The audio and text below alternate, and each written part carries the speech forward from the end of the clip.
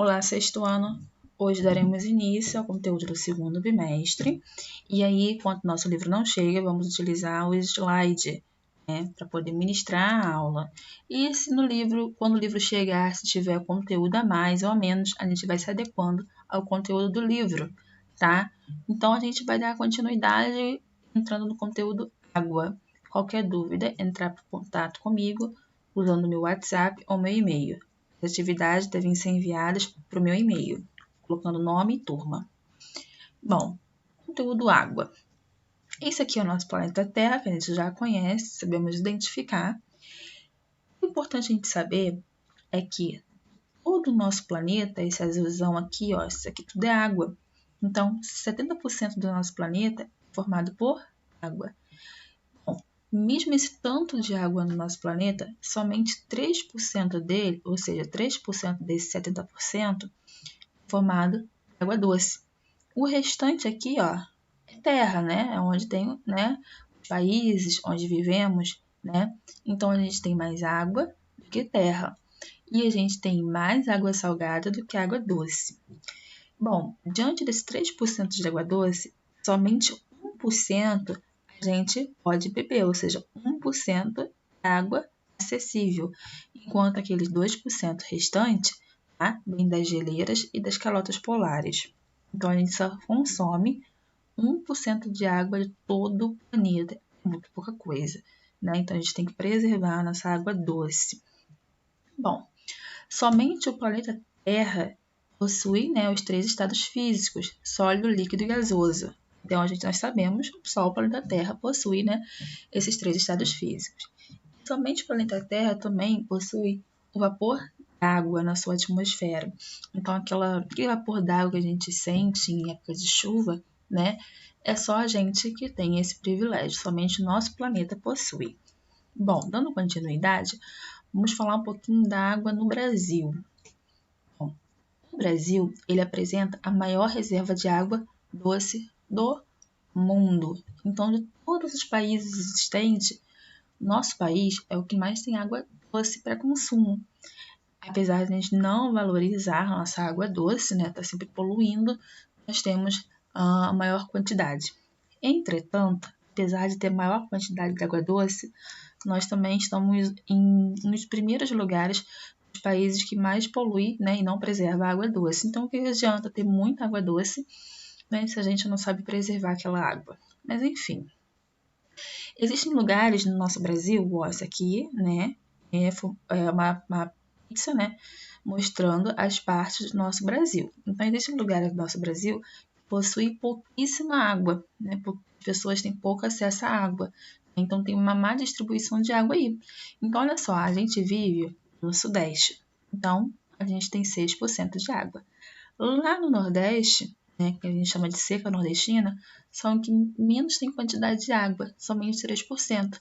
Enquanto o Norte tem uma distribuição de água grande, 68% do Norte, tá, utiliza a água doce distribuída. Mas por que eles, né, comparado com outras regiões, é o que mais tem? Porque aqui nessa região é onde tem muita água doce já, então a distribuição é mais fácil.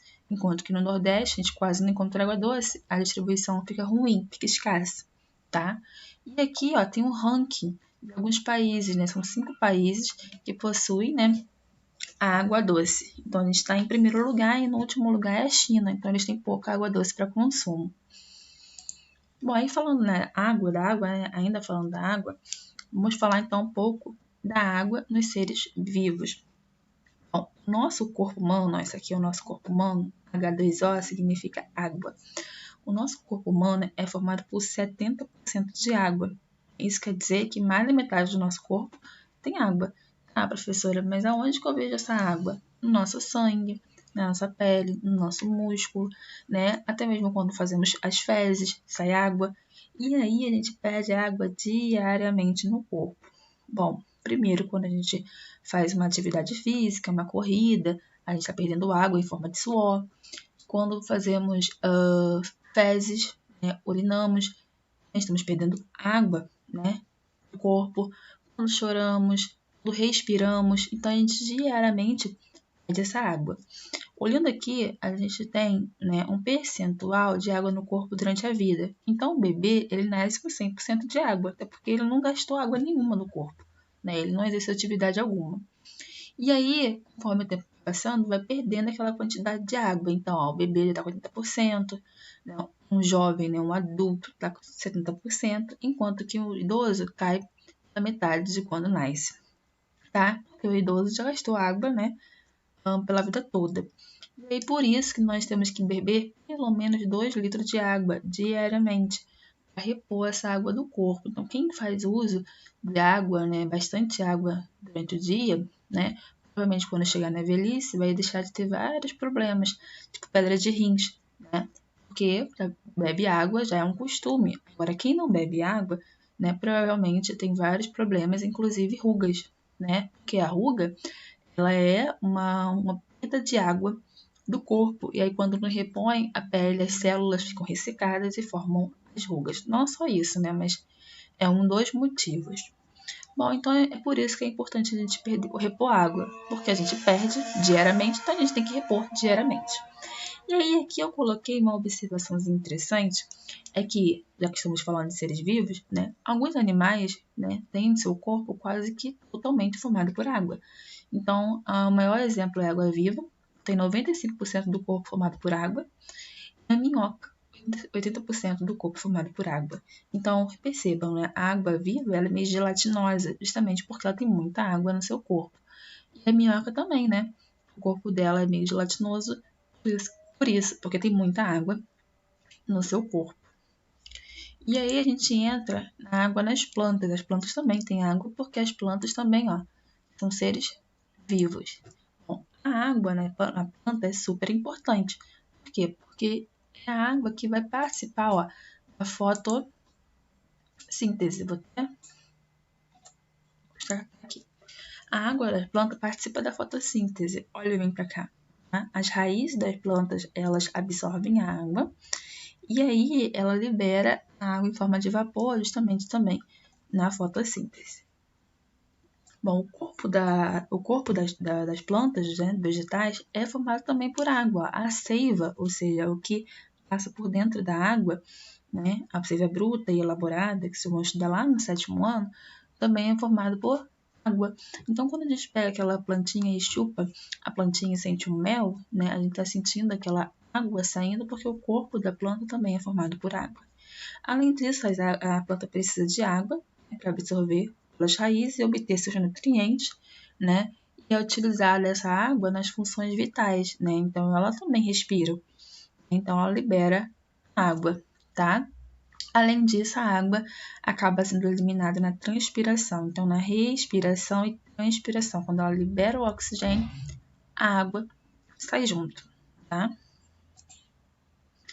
E aí a gente entra nos 3 estados físicos da água, que é importante a gente entender, né? Então, a gente sabe, né, o básico, mas a gente não sabe uma coisa. Vamos lá.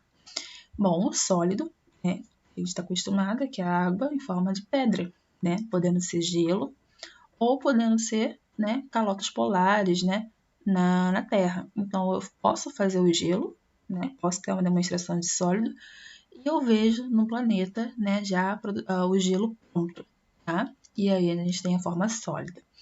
Preste atenção. Todo componente é formado por moléculas. Moléculas são várias bolinhas que formam um corpo. Então, a água possui moléculas, tá?